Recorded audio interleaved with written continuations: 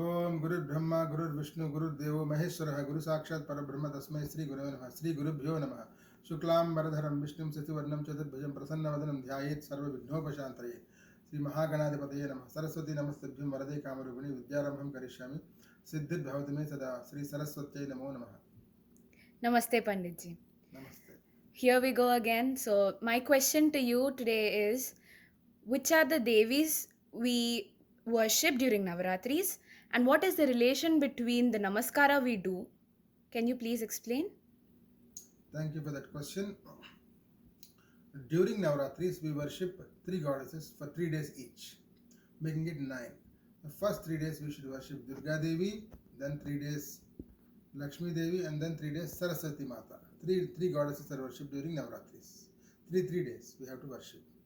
And these three goddesses are in our day-to-day life, in every part of our life. For example, we'll take Namaskara. Whenever we greet new people, whenever we meet somebody, we do Namaskaram to them. We always join our hands together, then we bring them to our heart. At the same time, we also tilt our head forward, bow down our head, and join to the hands. We join three things here: the hand, the heart, and the head. These three things are very, very important. We have to observe them very closely and clearly. The heart is where our love for a particular thing or a person starts. When we have intense love for a particular thing or a person, that becomes a desire. When the desire becomes very, very intense, it becomes a will.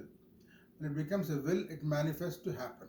So, for example, you have a strong desire to get a coffee, a simple desire, but I'm just giving an example. So, when you have a desire to get a coffee, then you have to plan for it. How are we going to get a coffee? Either you have to make it in the house, or we can go and get from outside. When we plan to get from outside, then we have to go into our smartphone, search in the Google or whatever app we have to find the nearest coffee shop and find whether you have money in your pocket or in your bank. And then once you make the plan, you get into your car and start driving and go there. So when you have the desire in your heart, that is called the power of desire or will. That is called in our scriptures as Ichha Shakti. That Ichha Shakti itself is represented by Durga Mata. And then once we have a desire for a particular thing, you have to plan for it. Think in your mind how to get it. That planning is done in your mind or brain. That power is called the power of intelligence or buddhi. That power is called the Jnana Shakti. That Jnana Shakti is symbolized by Saraswati Mata. Then once you plan for it and you have the desire, you have to fulfill it. How you can fulfill it is get into your car, drive your car, take your wallet from your pocket and pay for the coffee. So in this way you are acting with your hands.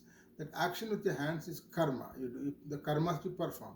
The goddess of these karmas or actions is called Lakshmi Devi, or that power is called Kriya Shakti. Ichha Shakti, Jnana Shakti and Kriya Shakti. All these three powers need to be there to do anything in this world. So they are very important in day-to-day life itself.